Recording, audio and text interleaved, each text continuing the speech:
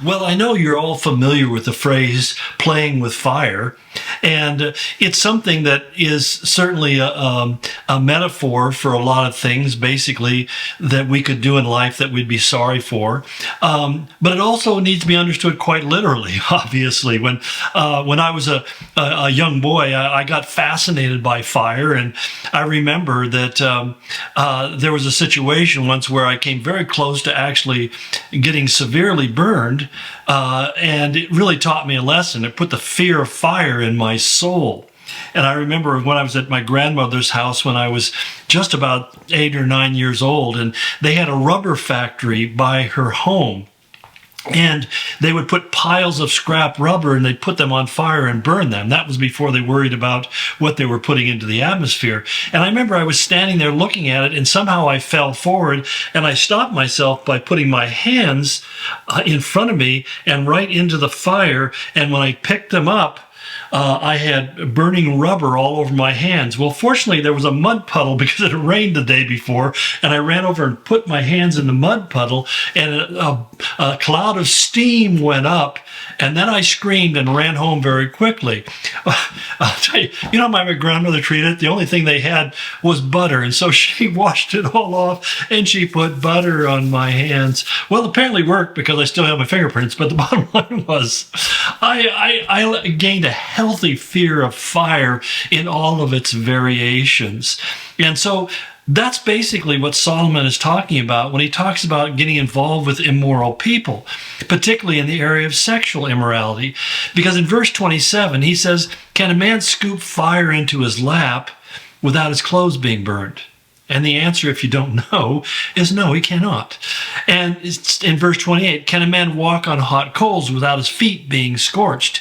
Well, we know that if he runs very quickly, there's a possibility. If he has a lot of callus buildup on his feet, he might be able to do it. But the reality is, if you step on a hot coal, it's going to be enough pressure and long enough that it's going to leave a very painful burn. And so he goes on to say, "So is he who sleeps with another man's wife. No one who touches her will go unpunished." Let me emphasize that. No one. No one who touches her will go unpunished.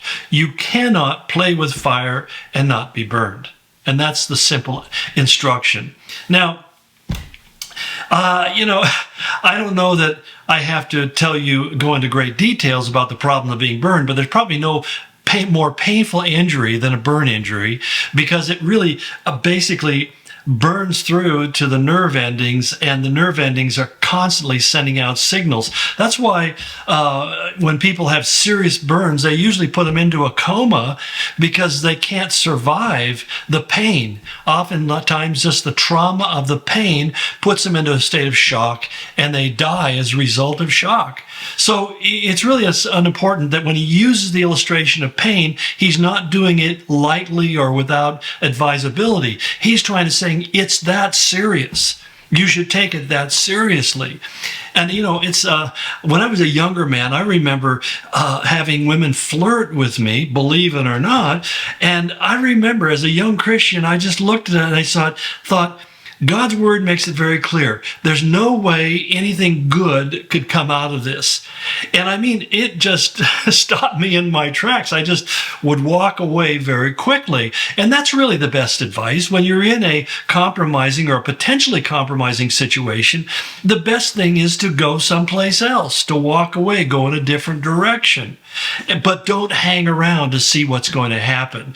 Don't dabble with it. Don't play around with fire. What fire needs to be done is extinguished. It needs, if you're going to be there, be the one who's putting a wet blanket over the top of it, or throwing cold water on top of it. Don't be somebody who's just kind of messing around with it to see what happens. Because what will happen is something will get burned, and the chances are very good that it will be you. So he says, don't think you can get away with it. No one who touches another man's wife will go unpunished. No woman who touches another woman's husband will go unpunished. Now, our problem is saying, well, how in the world can I be punished? It's interesting how Paul addresses this in 1 Corinthians 6:18. He says, flee from sexual immorality. Now, the word sexual immorality is actually one word in Greek. It's the word porneia, and it's a very broad word. It includes all forms of sexual behavior that's outside of the boundaries of what is biblically allowed. A husband and a wife are enjoined to have physical relationships. The writer of Hebrews says the marriage bed is holy, it's sacred, so that physical intimacy in marriage is not only allowable, it's encouraged. It's a good thing. It's meant not only to be enjoyable, but also the means by which God blesses you with children. And having children is a gift from God. It's a reward from God, not a burden or something to run away from, as many are choosing to do today. The sad thing is many people are making the decision not to have kids. When they get older and they wish they had kids and grandkids, it's often too late. And so it's really important to listen to what God says and make your decisions and your choices based upon Scripture, not upon contemporary culture with all of its false narratives. This whole false narrative of overpopulation or creating a world that'll be so horrible you wouldn't want to grow up in, also, that's just blabber. That's just propaganda. That's just somebody trying to cheat you out of your own control and capital. They're not somebody who's caring about you. That's a bunch of phony stuff. And it just irritates me to no death, because it is a lie, quite literally, out of the pits of hell. Children are a gift from God. Intimacy in a committed relationship between a husband and wife for life is a gift from God. A man who finds a wife, he said, finds a good thing. And the same thing as a woman who finds a man finds a good thing. And the more you see them as good, the better they become. That's something that people often fail to realize. They spend so much time being critical and judgmental of the other person and focusing on their shortcomings and faults. They're not doing the one thing that they want. You focus on their faults will become magnified. They'll fall into their faults more frequently. You focus upon their strengths, and they'll commit to being a better person. That's just the way it works, because you are the audience of significance to that person. What you say, what you think, how you view them is critically important to them. And if you want to build that relationship, don't find that it's your job to correct them for every shortcoming. Be rather complimentary. Encourage them to be the best that they can be, and acknowledge it when you are proud of what they do, and pray for them when they do things you don't like. And I would say pray for them before you offer commentary. Not that you can ever go to somebody and say, hey, I think you need to deal with this. That's always appropriate after we have prayed. But first, Galatians 6:1 says, if you see your brother overtaken in fault, go to him in the spirit of meekness, having considered yourself. In other words, self-consideration and meekness, where does that come from? That comes from praying about it first. And then if you've prayed about it and God says you need to talk to them because they don't see this, then you can go to them. But don't just simply be the first to report a transgression. But Paul adds this about it. He says, flee it. Why? He says, because all of the sins a person commits are outside of the body, but whoever sins sexually sins against their own body. In other words, he's telling us that sexual immorality has kind of escalating consequences, and it's not upward, it's downward. It doesn't get better, it gets worse. You see, most sins that we commit, like lying and stealing and being angry, they impact other people, and they can impact our relationships in a negative way. But they're not nearly or deeply as self-destructive as they are to our own person. And sexual immorality is the worst because we end up defiling our own soul. We betray our own soul. We do the thing our very soul is telling us is wrong. And basically, you're uniting your body improperly with the body and soul of another person that you were never intended to be with. And suddenly you have this split personality now.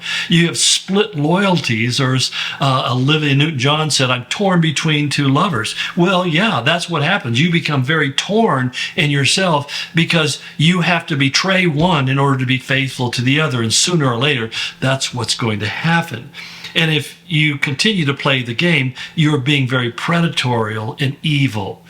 But what happens on a deeper level even? It will leave a lasting emotional, spiritual, even sometimes physical scars will come. You'll feel the guilt. You may contract diseases. Intimacy will be broken, and not only for you, but especially in the heart and the mind and the eyes of the kids. And there's spiritual damage. It'll affect you, your relationship with God. And not that any of this is not reparable, but it's only reparable when we own it and confess it and begin to honestly speak about it instead of trying to live secretly with it. And if ultimately it's like the night of the living dead. I remember one gentleman, well, two gentlemen I was talking about earlier, but I remember both of them. They were very involved in relationships outside of marriage and kept it hidden, but eventually it destroyed their marriages. It destroyed the life of their kids. It's painful for me to even think about it to this day. And sadly, one of them continues to live in denial of what actually took place. And not surprising that he has serious health issues. But anyway, so don't play with fire.